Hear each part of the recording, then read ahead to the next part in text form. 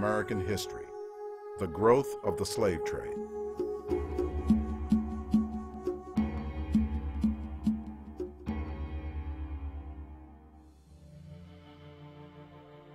The slave trade saw the arrival of millions of Muslims from Africa to the New World. Some scholars believe that between 30 and 70% of all African slaves brought by the British to the American colonies were Muslim. Almost all these African Muslims were forcibly converted to Christianity. Yet some slaves retained their Islamic identity. One such slave was Abdul Rahman. He was a person who had studied in the Islamic universities in that region. Science, astronomy, language, higher mathematics, along with Arabic and Islamic studies. And he is taken as an enslaved person, as the subject of a prisoner of war, placed on a slave ship, winds up in the Caribbean, ultimately sold into slavery in Louisiana, and meets a slave master who can neither read nor write. Over the decades, the white master grew ashamed of his own ignorance and finally gave Abdul Rahman his freedom. Abdul Rahman's case was an exception, where through the intervention of the U.S. president, the slave prince was finally returned to his home in West Africa. A slave by the name of Ayub ibn Sulaiman, who was enslaved in Maryland. He was a scholar of Islam, a Fulani man. He memorized the Qur'an and he wrote it many times, and he was actually freed from slavery and he returned to his home in West Africa. There are thousands of slave stories that have reached us, stories of great sacrifice made by African Muslims to keep to their faith of Islam. A man, Yaro Mahmoud, or the man they call Yuri of Maryland, his photograph sits in the library in Georgetown as a man who was an African, who was enslaved, who worked, bought his freedom, was cheated out of his freedom, saved his money again, bought his freedom from selling odd goods on the weekends in what is now Georgetown, and ultimately became freed.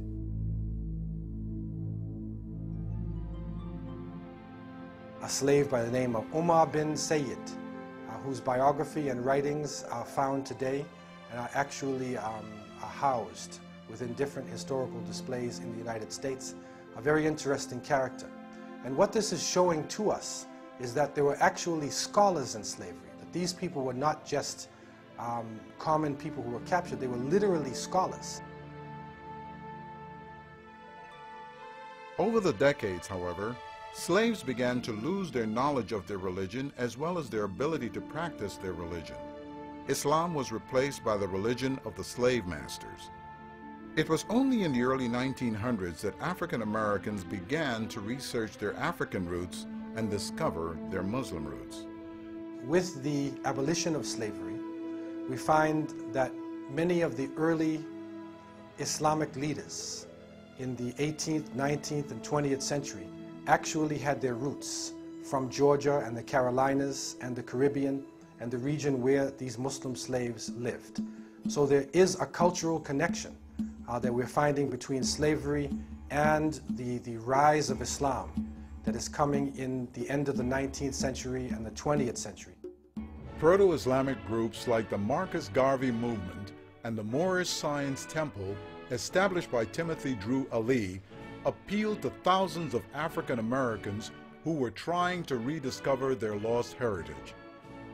Marcus Garvey, in their International Conference of 1917, asks the question to the Universal Negro Improvement Association, or UNIA, what should be the religion of the UNIA? The committee returns to Marcus Garvey in the convention and says, we believe because the majority of minority people, black and brown people in the world, religion is Islam, that the religion of the Universal Negro Improvement Association, UNIA, should be Islam.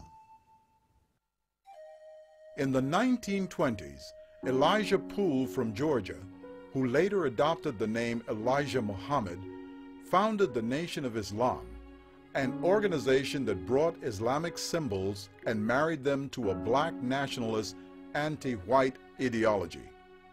The Nation of Islam, though not related to mainstream Islam, attracted many African Americans, one of whom was Malcolm X. We invested 310 years of slave labor, 310 years, every day of which your and my mother and father worked for nothing.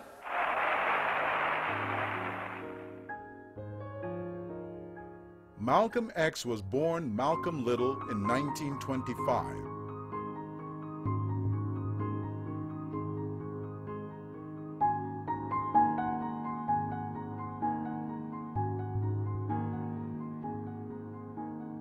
In the early 1940s, Malcolm got into crime in New York City, for which he finally ended up in prison. Malcolm started out as a brilliant student in school. He later ran into trouble with school. His mother had a nervous breakdown and they were separated as children, and that had a tremendous effect on him. And many historians say that Malcolm's father was also a follower of the nationalists, Marcus Garvey, and certainly that probably had an effect on Malcolm. But the losing of his mother, the influence of his early childhood, led Malcolm to leave and go into the big city of New York, where he drifted into crime, drugs, or what we refer to in the urban vernacular as hustling. While incarcerated, Malcolm came across the Nation of Islam. He got fascinated by the nation's sense of black pride and discipline. Malcolm accepted the Nation of Islam and took on the name Malcolm X. In prison, Malcolm X educated himself, and when free, he became a champion for the Nation of Islam.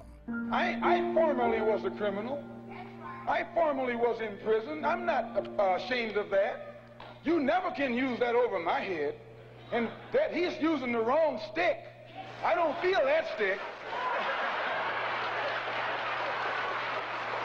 If I take my hand and slap you, you don't even feel it. It might sting you because these digits are separated. But all I have to do to put you back in your place is bring those digits together. Within the Nation of Islam, he was a radical speaker of truth about the condition of African Americans, which made him a hero, even though many people did not accept the theology of the Nation of Islam. By the mid-60s, Malcolm X had become the most important figure in the Nation of Islam, eclipsing the founder Elijah Muhammad.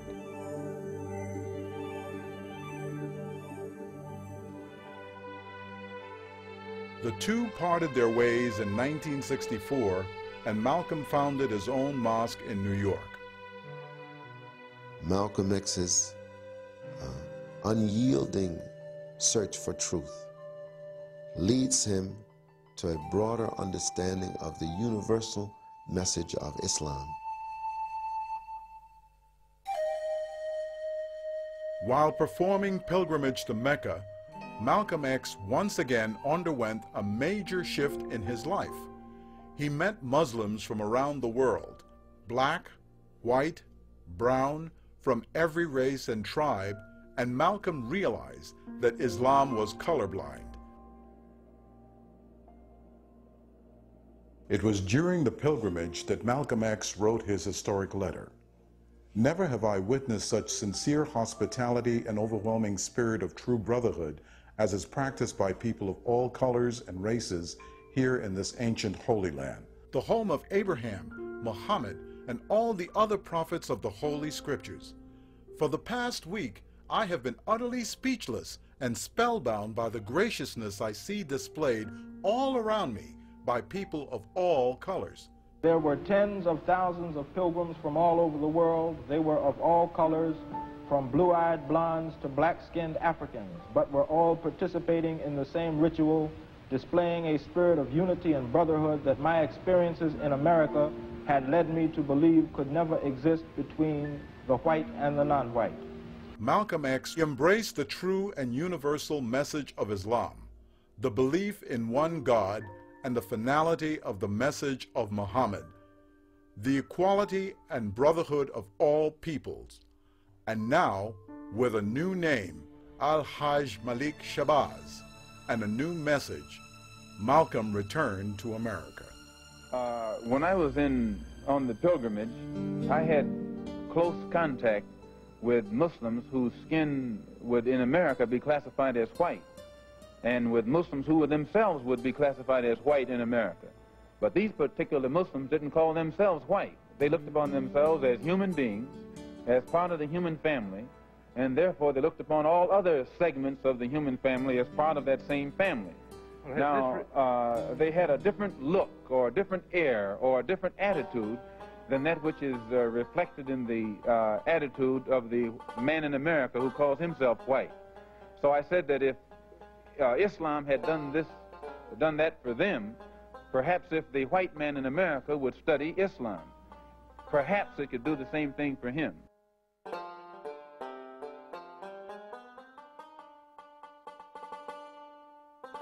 Assalamu alaikum.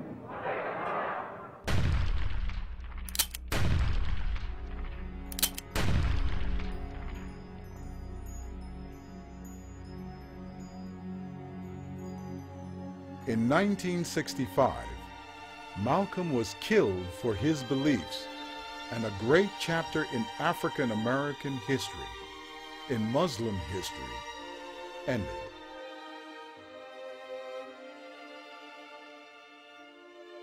From 1965 to 1975, it becomes legitimate for Muslims in America to be white, black, red, and yellow.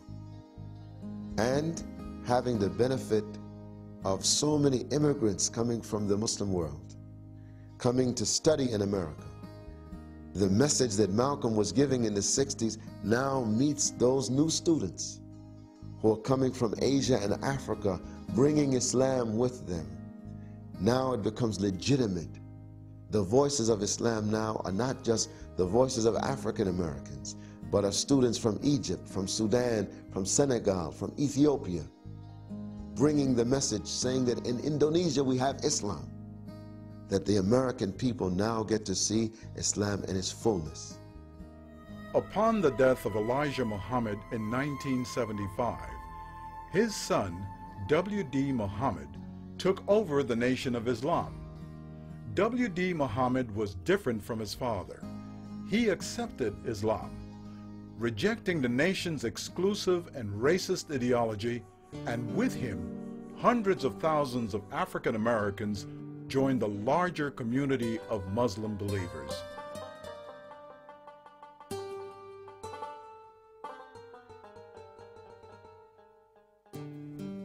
With the ascendancy of Warithuddin Muhammad, in the context of the Nation of Islam, you find the largest Islamic movement, Islamic, proto-Islamic, however we would label it, many of its members, large numbers of its members being brought closer to the Orthodox or Sunni faith.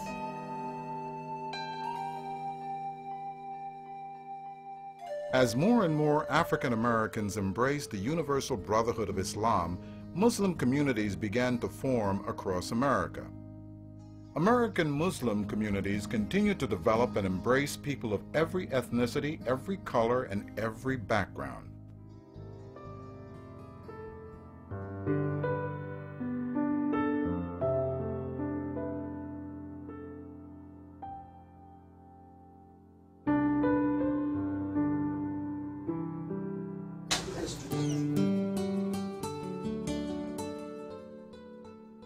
Assalamu alaikum, brother. Walaikum salam, brother. Thank you very much for Thank you so much for coming.